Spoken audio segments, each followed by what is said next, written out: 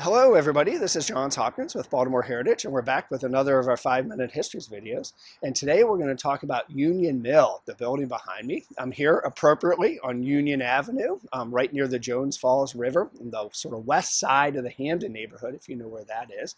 And Union Mill got its start in 1866. It was the last stone mill to be built on the Jones Falls, but it did not get its start as Union Mill. It got its start as Druid Mill, and I have a confession that I find it maddening. Over the last 150 years, the mills on the Jones Falls, and there are about a dozen of them, they seem to have played musical chairs with their names. Over time, they've bopped around their names with names like Clipper Mill and Druid Mill and Mount Vernon Mill. They all kind of change around. I wish I could grab them and shove them back down in the chairs with the names that they started and make them stay there, but I can't. This mill started out as Druid Mill, then became Union Mill, and eventually became Mount Vernon Mill number 4. Sigh. So we're going to talk about that coming up here. But before we get to the mill, let's talk a little bit about the Jones Falls River.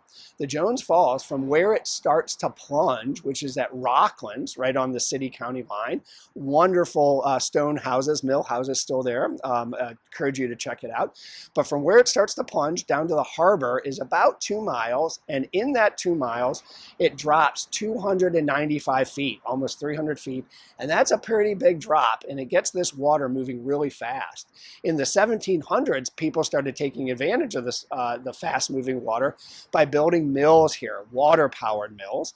These were flour mills, grist mills, but by 1810, we had our first cotton mill, Mount Washington Mill. I think we did a story on that already, a video, check that out.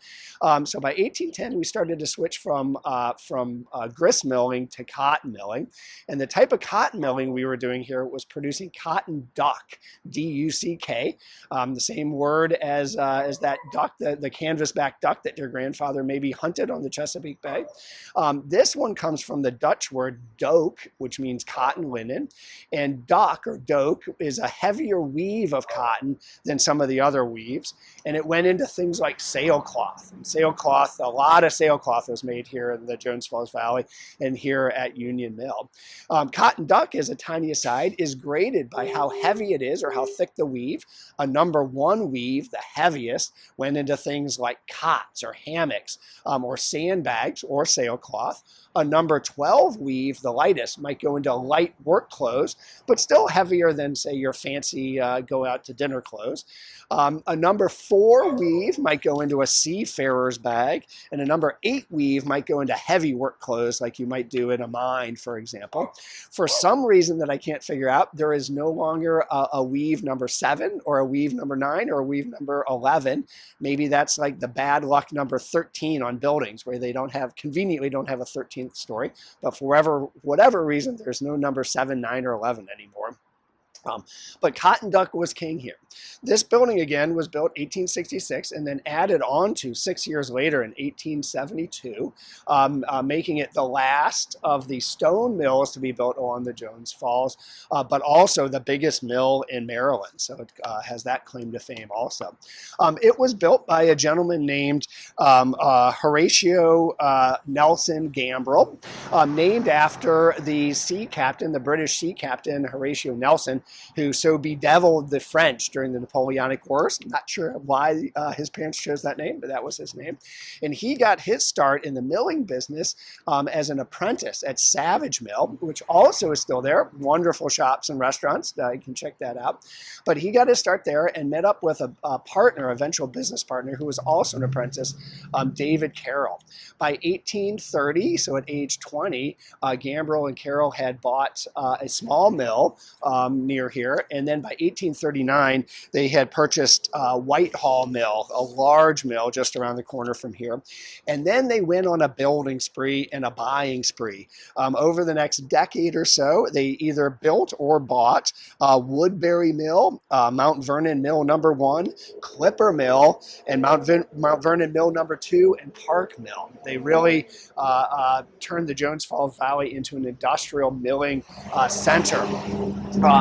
And then along the way, Gambrell gets disgruntled. He doesn't think that the operations at the Mount Vernon mills were doing so well. So he cashes out. His partners buy him out, and he uses that cash to build Union Mill behind me in 1866. And although it was the last mill in the Jones Falls to be built of stone, it was the first mill to have a bell tower. Many, maybe most of the workers who were working in the mills came from rural areas, Western Maryland, West Virginia, the Carolinas, Virginia. And although they were used to hard work, they were not used to working on the clock. And so Gambrell solved that problem by putting in a bell tower that chimed when the workers needed to show up for work. I guess that helped Gambrell out, but I am sure it was not so welcome for the workers and their families. Union Mill cranks out cotton duck for a number of years. In the late 1800s, it's one of a number of mills here that get consolidated by a group of New York investors into the Mount Vernon Mill Company. In World War I, there is a boom. Cotton duck is in demand, and the mills do well. The workers also realize that they're in demand, and across the country, mill workers start striking, demanding better wages and things like that. Here, there was an enormous strike in the late 1920s. 1,000 workers at the Mount Vernon Mill complex go on strike. Never really resolved. The workers go back to work, but eventually, a few years later, the owners sell the workers' houses. These are company houses, and then they transfer operations from a number of mills down to mills in the South, which are becoming economically competitive. This mill here continues to produce linens for a while, but by 1950s, it goes offline for cotton production, becomes a rag processing facility, and then produces washing machines, and then eventually janitorial supplies, and then it goes vacant, like a number of the mills here in the 1980s and 90s. But we're going to end our story in a happy note. A number of years ago, 10, maybe a little bit more than that, a redevelopment firm called Seawall bought the building and did a fantastic restoration job, turning it into apartments, office spaces for nonprofits, and a restaurant space. One of the neat little wrinkles here is that the apartments are geared towards teachers. If you're a teacher, you get a rent discount. And some of the amenities are geared also specifically for teachers. My favorite one is something that teachers always need, which is working copy machines with unlimited supply of paper. So that's something that the apartments provide. So I'm going to wrap up and encourage you to come on down and check this out. You can do so not just from afar, but go to Artifact Coffee, a coffee shop here in the Mill Building. Have a cup of coffee or have lunch. And do so either inside this 150-year-old wonderful stone mill building or outside in the shadows of it. All right, thanks so much, and we'll see you next time.